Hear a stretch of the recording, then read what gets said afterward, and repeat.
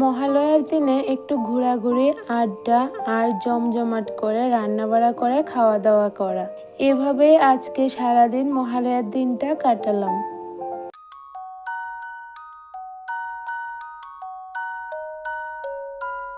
রাধে রাধে বন্ধুরা, কেমন আছো তোমরা সবাই? আশা করছি সবাই খুব ভালো আছো, আমরাও বেশ ভালো আছি।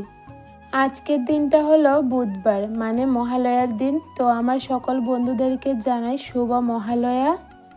আজকের ব্লগটা আমি শুরু করলাম তোমাদেরকে সাথে নিয়ে সকাল 5টা থেকে। তো তোমরা পুরো ব্লগটা দেখো, অবশ্যই তোমাদের কাছে ভালো লাগবে।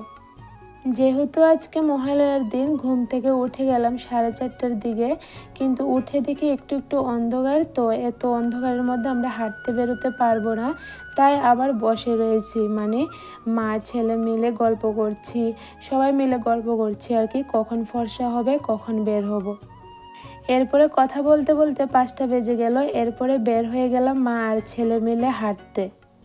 আমরা বেশি একটা দূর হাঁটিনি, যতটুকু হেঁটেছি তোমাদের সাথে শেয়ার করব, তো তোমরা দেখতে থাকো। এটা একটা পূজার মণ্ডপ, মানে মাত্র রেডি হচ্ছে, তো তোমাদের সাথে একটু শেয়ার করলাম। আমি আর আমার ছেলে রাস্তা দিয়ে হাঁটবার সময় যতগুলো পূজার মণ্ডপ আমাদের সাথে, মানে আমাদের চোখের সামনে পড়লো, সব কিছু আমরা তোমাদের সাথে শেয়ার করলাম। তো তোমরা পুরো ব্লগটা দেখতে থাকো। এদিকে আমরা একটা পূজার মণ্ডপ দেখে সেরা, এরপরে আবার সামনের দিকে যাচ্ছি, যে এদিকে নাকি খিচুড়ি বিতরণ করছে আর পুজোর মণ্ডপও সাজাচ্ছে। তো আমরা ব্রিজটা যখন পার হয়েছি, এরপরে আর গেছি না, কারণ ভালো লাগতেছে না, এত সকাল খিচুড়ি খাওয়া যায় না। অনেক মানুষে খাচ্ছে খিচুড়ি, আমাদেরকেও বলছে যাও খিচুড়ি দেবে, কিন্তু আমি আর আমার ছেলে মিলে যাইনি। এদিকে ব্রিজের সামনে থেকে আমরা ব্যাক করে ঘুরে আসলাম, এরপরে আরেকটা রাস্তা দিয়ে ঢুকলাম। এখানে ঢুকে আরেকটা মণ্ডপ তোমাদের সাথে শেয়ার করলাম। এরপরে এই মণ্ডপটা দেখে আমরা এসে পড়লাম টিফিন খেতে। আর টিফিন খেতে এসে দেখি এখনও ওদের টিফিন হয়নি ওদের। তারপর আমরা কি করলাম, চিপস আর চকলেট নিয়ে নিলাম। রাস্তা দিয়ে আসবার সময় দেখো এখানে টার্কি কতগুলা, কি ভালো লাগতেছে দেখতে, তো ভাবলাম তোমাদের সাথে একটু শেয়ার করি। তো চলো বন্ধুরা, এদিকে তোমাদের সাথে গল্প করতে করতে আমি বাড়িতে এসে পড়লাম।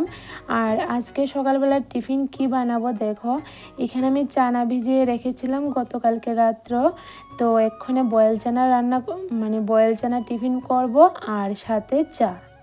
সকালবেলা যত রকমের টিফিন বানাই না কেন, কিন্তু চা তো সাথে করতে হবে, কারণ সকালবেলা চা না খেলে একদমই হয় না আমার। চা খেলে শরীরে অনেকটা এনার্জি পাই, এরপরে সারাদিনের কাজকর্মগুলি ভালোভাবে করতে পারি। তো বন্ধুরা, আমরা আজকে মহালয়ার দিনটা এভাবে কাটালাম। তোমরা কিভাবে কাটালে অবশ্যই আমাদের সাথে শেয়ার করো, কারণ অনেকে অনেকভাবে কাটায়। আর আমরাই গতবারও মহালয়ার দিন আমি বেরোতে পারিনি, কারণ আমার মেয়ে একদম ছোট। তো এবারে মেয়ে ওর পাপার সাথে বাড়িতে আসছিল, আমি আর আমার ছেলে মিলে বের হলাম। তো অনেকটা মজা করলাম মা আর ছেলে মিলে। শুধু একটাই দুঃখের বিষয় যে আমরা টিফিন খাবো বলে গেলাম, কিন্তু টিফিনের দোকানে এখনো অবধি টিফিন রেডি হয়নি, তাই আর টিফিনটা করতে পারলাম না। তো বন্ধুরা, তোমরা মহালয়ার দিনটা কিভাবে কাটালে অবশ্যই কমেন্টের মাধ্যমে তোমাদের মতামত জানিও। এখানে দেখো আমি অনেকগুলো কাপড় ভিজায় রাখছি, কারণ গতকালকে যে আমি ঘর ঝাড়া দিছি, তো কাপড় তো কিছুই ধুইতে পারছি না, কারণ মেয়েকে নিয়ে হাসপাতালে যেতে হলো ডাক্তারের কাছে। তো এই জন্য আর কাপড় কিছুই ধুতে পারলাম না। আজকে ভাবলাম কাপড়গুলো কিছু ধুয়ে দিই। এখানে আমি সুপার কাপড়গুলা, এরপরে মেয়ের কয়েকটা ড্রেস সব কিছু ভিজিয়ে নিলাম, এক্ষুনি ভালো করে ধুয়ে দিতেছি। তো চলো বন্ধুরা, আমি এদিকে কাপড়গুলো ধুয়ে দিই, ততক্ষণ অবধি তোমরা আমার ব্লগটার পাশে থেকো। আর বন্ধুরা, আমি যেহেতু নতুন ব্লগ বানাই, তো আমার ব্লগগুলো কেমন হয় অবশ্যই তোমরা আমাকে জানিও। কোনো জায়গাতে যদি ভুল ত্রুটি থাকে তাহলে অবশ্যই তোমরা আমাকে কমেন্টের মাধ্যমে জানিও, তাহলে আমি ওই ভুলগুলো ঠিক করে নেব। এখানে দেখো আমি সোফার যে স্পঞ্জগুলো সব কিছুই আমি ট্যাঙ্কির উপরে রোদ্রে দিয়ে দিয়েছি, কারণ অনেক দিন হয়ে গেল রোদ্রে দেওয়া হয় না। আর যেহেতু পুজো ঘরটা ঝাড়া দিছে, তো সব কিছুই আমি এক্ষণে রোদ্রে দেওয়া ভালো করে পরিষ্কার করে নেব, মানে রোদ্রে দিয়ে ঝাড়া নিলে ধুলাবালি দেওয়া জায়গা। আর এমনি ঠান্ডা থাকলে কি হয়, ধুলাবালিটি বার হইতে চায় না, তো একটু রোদ্রে দেওয়া গরম করে এরপরে যদি ঝাড়া দিই, ধুলাবালি থাকলে ভিতরে এগুলো বার হয়ে যায়। এখানে আমি আজকে অর্ধেকটা কাপড় ভিজাইয়া দিছি, আর কিছু কাপড় চোপড় রয়েছে, এগুলো আবার আগামীকালকে ধুমো। কারণ কোন সময় বৃষ্টি এসে পড়ে তার কোনো ঠিক ঠিকানা নেই। বৃষ্টি আসলে এই ভিজা কাপড়গুলো আবার ফ্যানের নিচে মেলিয়ে দিতে লাগবে। তাই এই কথা চিন্তা করে অর্ধেকটা কাপড় আজকে ধুয়ে দিলাম, আর বাকি অর্ধেকটা আগামীকালকে ধুয়ে দেব। এখানে আমি কাপড় ধোয়া শেষ করে এরপরে চলে আসলাম রান্নাঘরে। আর আজকে যেহেতু মহালয়ার দিন, তো ভাবলাম স্পেশাল কিছু রান্না করি। তো ছেলেরও এক্সাম শেষ, তারপরে ছেলে বলছে ফ্রাইড রাইস আর মাংস রান্না করতে। তো চলো, ছেলের ইচ্ছা রাখতে আর আমাদেরও ইচ্ছে করছে। তো আজকে মহালয়ার দিনে স্পেশাল রান্না করলাম ফ্রাইড রাইস আর চিকেন। ফ্রাইড রাইস তো সবাই রান্না করতে পারে, এরপর আমি কিভাবে রান্না করলাম এটাই তোমাদের সাথে শেয়ার করলাম। তো তোমরা দেখতে থাকো বন্ধুরা। এখানে আমি চাল নিয়েছি, বাসমতি চাল, আর ধুয়ে রাখলাম। একটু পরে দেখলাম একদম চালগুলি ঝরঝরে হয়ে গেল। ঝরঝরে না হলে হয়, ভিজা থাকলেও কোনো অসুবিধা নেই। এরপরে চালগুলির সাথে আমি কাজু বাদাম, কিশমিশ, আদা কুচি, লবঙ্গ, দারচিনি, তেজপাতা, গরম মশলা, লবণ, চিনি, এরপরে ঘি। আর ফ্রাইড রাইসের মধ্যে ঘি না দিলে তো একদমই হতো না। সবচেয়ে মেন উপকরণ হলো ঘিটা। তো এটা আমি একটু বেশি করে দিলাম। আমি তো এভাবেই রান্না করি, তোমরা কিভাবে রান্না করো অবশ্যই আমাকে জানিও। কারণ এক একজনের এক এক রকমভাবে রান্না করার সিস্টেম আলাদা থাকে। তো এদিকে দেখো বন্ধুরা, সব কিছু উপকরণ দিয়ে আমি একটা চামচ দিয়ে ভালো করে চালগুলির সাথে মশলাগুলিকে মেখে নিচ্ছি। এগুলিকে হাতের সাহায্যে মাখা যায়, কিন্তু হাতে যখন মাখি না, হাতের মধ্যে ঘি লেগে যায়। এরপরে ঘিগুলো উঠানো একটু বিরক্তিকর হয়, তাই কি করলাম, চামচ দিয়ে মেখে নিলাম। এখানে চালগুলির সাথে উপকরণগুলি ভালোভাবে মিশিয়ে এরপরে জল দিয়ে দিলাম 4 গ্লাসের মতো, মানে চাল আন্দাজে জলটা দিলাম। চাল আমি এখানে 3 গ্লাসের মতো দিয়েছি, আর জল দিয়েছি 4 গ্লাস।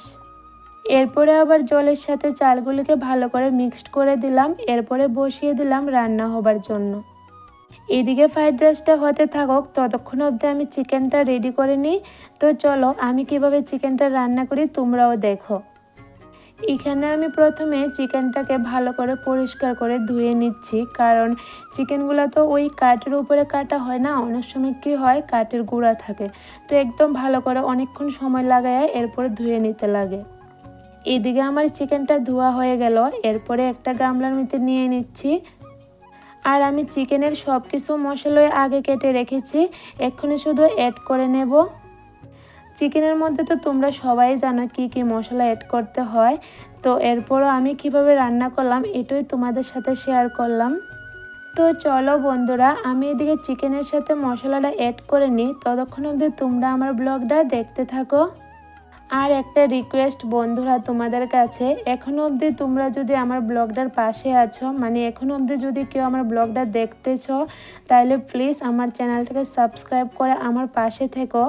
কারণ একজন নতুন ইউটিউবার তোমাদের সাপোর্ট ছাড়া কিছুতে এগোতে পারে না, তার জন্য তোমাদের সাপোর্টের অনেকটা প্রয়োজন। তো প্লিজ আমার চ্যানেলটাকে সাবস্ক্রাইব করে আমার পাশে থেকো, এটাই তোমাদের কাছে আমার রিকোয়েস্ট রইল।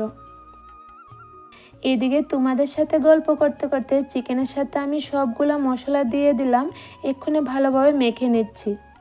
আর একটা কথা হলো, চিকেনের সাথে মশলাগুলো ভালোভাবে মেখে নিলে, মানে যত ভালো করে মাখবো চিকেনের টেস্ট নাকি ততই বেড়ে যায়। আর আমি হাত দিয়ে তো মাখতেই পারি না, কারণ হাতে অনেকটা জ্বালা করে আমার। তো কী করি, সবসময় একটা খুন্তির সাহায্যে চিকেনটাকে আমি মেখে নিই। একটু সময় লাগে, কিন্তু সময় নিয়ে হলো আমি খুন্তি দিয়ে ভালো করে চিকেনটাকে মেখে নিলাম। এদিকে কড়াইয়ের মধ্যে তেল দিয়ে, তেলটা যখন গরম হয়ে গেল একটু পেঁয়াজ কুচি দিয়ে দিলাম। এরপরে পেঁয়াজ কুচিটা একটু লাল হলো পরে চিকেনগুলো যে মেখে রাখলাম ওই মাখা চিকেনগুলো দিয়ে দিলাম। এদিকে চিকেনগুলোকে নেড়ে চেড়ে কিছুক্ষণ সময়ের জন্য ঢাকা দিয়ে দিলাম, কারণ সিদ্ধ হয়ে যাবে ভালো করে। এইখানে দেখো আমার চিকেনটা একদম রেডি বলতে এখন অবধি কষায়নি, ভালোভাবে কষিয়ে গেলে এরপরে জল দিয়ে দিব। তো এইদিকে দেখো একদম কষিয়ে তেল ছেড়ে দিল চিকেনটার গায়ে থেকে। এক্ষুনি এটার মধ্যে আমি গরম জল দিয়ে দিলাম। আর আজকের চিকেনটা রান্না করব একটু ঝুলঝুল করে, মানে কষা কষা করব না, কারণ ফ্রাইড রাইসের সাথে একটু ঝুল না হলে ভালো লাগে না খেতে। তাই একটু মানে ঝুলা ঝুলা মাখা মাখা ঝুল করব, বেশি ঝুলও না আর বেশি কষাও করব না, একদম মাখা মাখা রাখবো। এদিকে আমার চিকেনটা একদম রেডি হয়ে গেল, এখন গরম মশলা দিয়ে নামিয়ে নেব। তো দেখো, তোমরা হয়তো ভাবছো এদিকে আমি 3 প্যাকেট গরম মশলা দিয়েছি, একদমই না। ওই গরম মশলার প্যাকেটগুলো আগেই ঘরে ছিল, মানে একটু একটু প্যাকেটের মধ্যে গরম মশলা ছিল। তো আমি কি করলাম, এটাকে দিয়ে শেষ করে নিলাম, এরপরে নতুন প্যাকেটটা থেকে আরেকটু মশলা দিয়ে দিলাম। গরম মশলা দিয়ে ভালো করে নেড়ে চেড়ে এরপরে ঢাকা দিয়ে দিলাম। চুলার আঁচটাকে একদম জিরো ফ্লেমে দিয়ে মাংসটাকে আমি ঢাকা দিয়ে দিলাম। তাহলে কি হয়, চিকেনের মধ্যে যে গরম মশলার ফ্লেভারটা এটা একদম ভালো করে থাকে। আর যদি ঢাকা না দিই গরম মশলার ফ্লেভারটা চলে যায়, তাই আমি সবসময় গরম মশলা দিয়ে ঢেকে দিয়ে রাখি। এখানে চিকেনটার থেকেও তেল ছেড়ে দিল যখন আমি গরম মশলা দিয়ে ঢেকে দিয়ে রাখলাম, চুলার আঁচটাকে কমিয়ে, তখন চিকেনটার থেকে তেল ছেড়ে দিল। আর আমার এখানে ফ্রাইড রাইসটা একদম রেডি। এখন হলো খাওয়া দাওয়ার সময়। তো আমার রান্নাগুলো কেমন হলো অবশ্যই তোমরা জানিও, আর তোমরা কিভাবে রান্না করো এটাও জানিও। আমি তো এভাবেই রান্না করি, আর খেতেও ভীষণ ভালো হয়েছে। নিজে রান্না করলাম বলে বললাম না, তোমরা চাইলেও এভাবে রান্না করে খেয়ে দেখতে পারো, খুব টেস্ট হয়। আর সময়ও বেশি একটা লাগে না, খুব অল্প সময়ে এত টেস্টিভাবে ফ্রাইড রাইস আর চিকেন রান্না করা যায়। এখানে দেখো রাইসগুলা কত সুন্দরভাবে ঝরঝরা হলো, আর খেতেও ভীষণ টেস্টি হলো। তো চলো বন্ধুরা, আমরা এদিকে খাওয়া দাওয়া করতে থাকি। আজকের ব্লগটা এখানেই শেষ করে নিই। সবাই ভালো থাকবে, সুস্থ থাকবে। আর দেখতে দেখতে তো মহালয়া এসে পড়লো, আর কয়েকদিন পরে দুর্গাপুজো এসে পড়বে। সবাই সাবধানে থেকো, কারণ দুর্গাপুজোতে ঘুরতে হবে, তো তাই বললাম।